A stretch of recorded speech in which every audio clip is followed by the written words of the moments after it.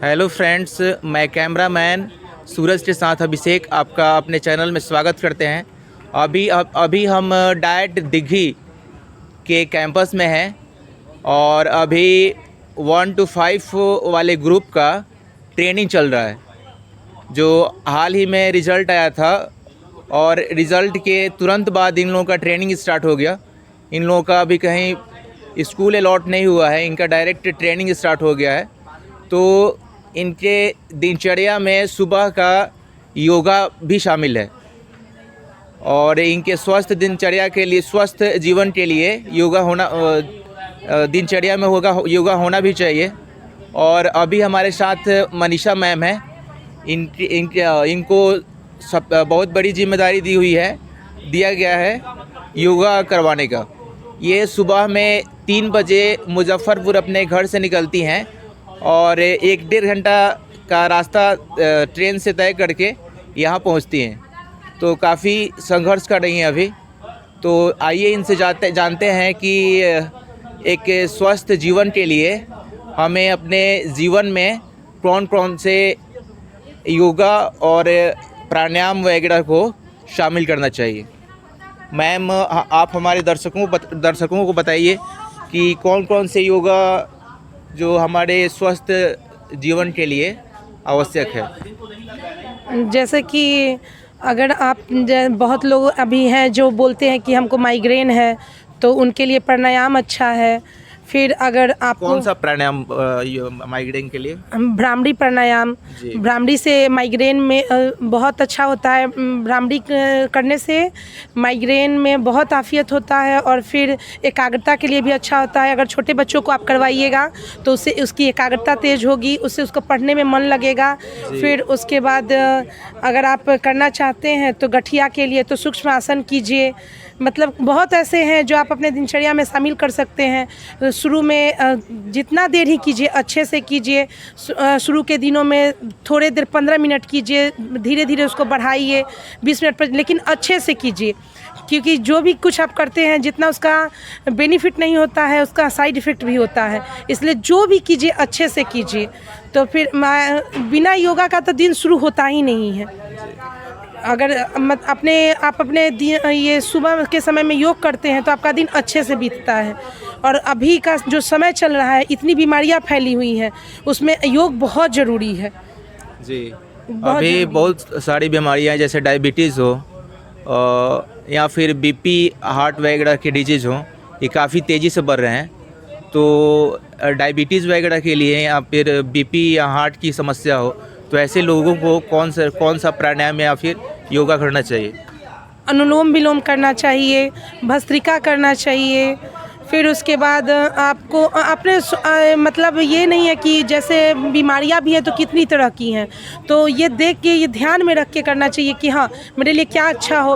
और कोई भी योगाभ्यास करने से पहले किसी का मतलब ये कीजिए, पूछिए। मतलब ऐसे ही शुरू नहीं कर दीजिए, पूछिए, पूछ के कीजिए और अच्छे से कीजिए।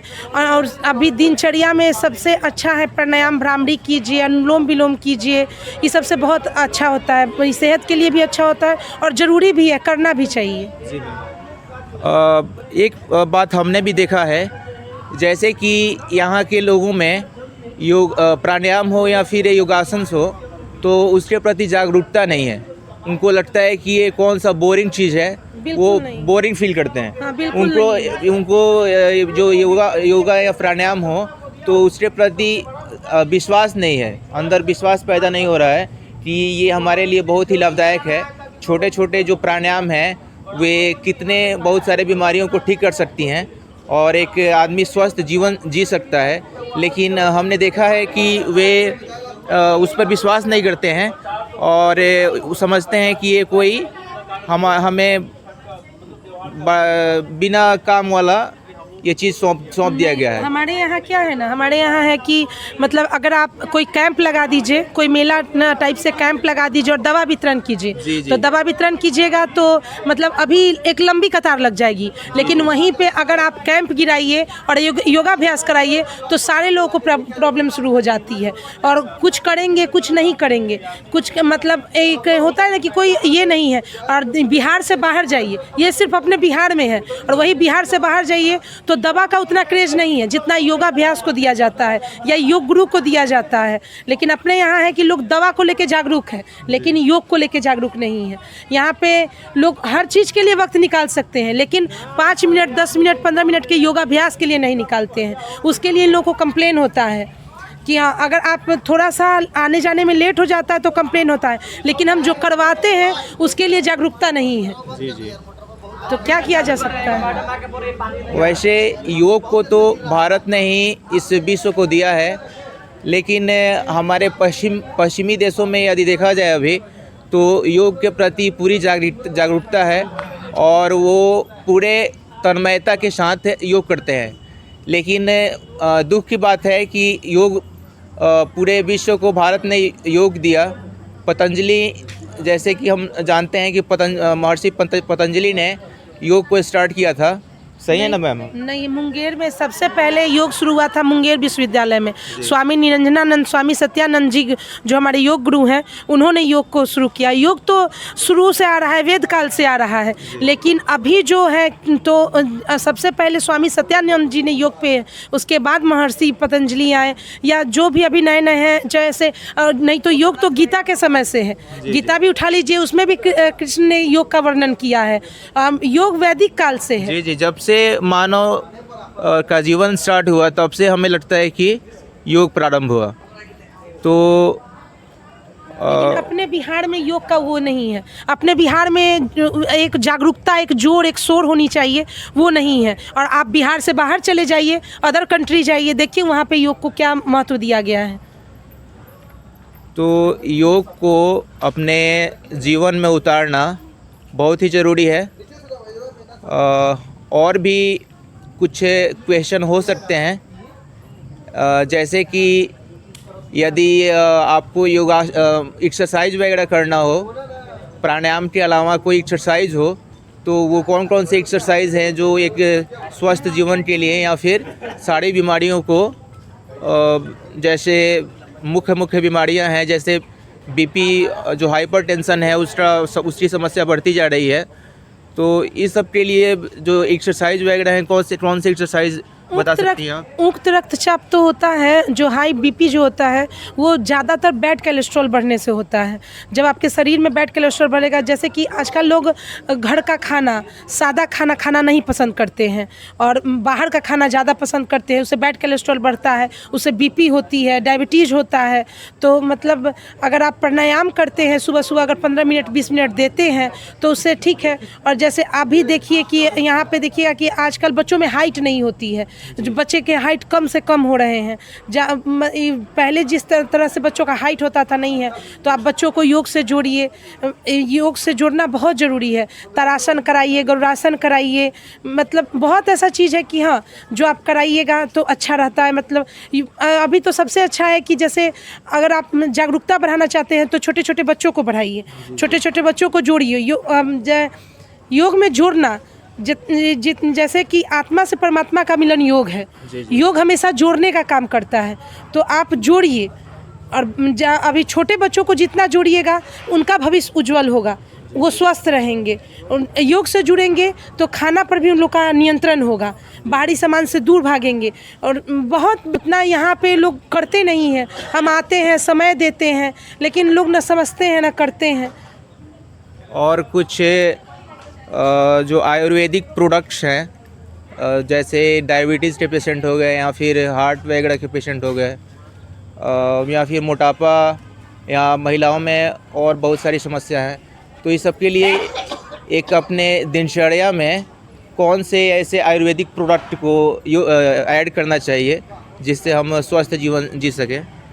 कोई ऐसा प्रोडक्ट, आयुर्वेदिक प्रोडक्ट का नाम बताइएगा, जैसे कि एलोवेरा जूस हुआ या फिर आंवला जूस हुआ। आंवला जूस है, एलोवेरा जूस है। अगर आंवला जूस में आप एलोवेरा जूस मिक्स करके पीते हैं, अभी ठंडा का समय है तो आप गर्म पानी के साथ ले सकते हैं।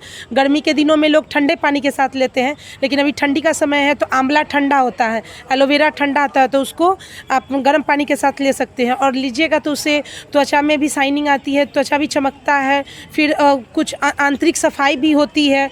आंवला और एलोवेरा हर रूप से फ़ायदेमंद है। अभी बाल झड़ता है, महिलाओं का कोई बहुत ज़्यादा बाल झड़ता है तो इन सब से आपका मतलब बाल भी रुकेगा। और बहुत चीज़ है, ये आंवला और एलोवेरा हमेशा फ़ायदा ही पहुंचाते हैं, उनका कोई साइड इफ़ेक्ट नहीं होता है, कोई नुकसान नहीं पहुंचाते, ये फ़ायदेमंद होते हैं, तो ये शामिल करना चाहिए, लेना चाहिए।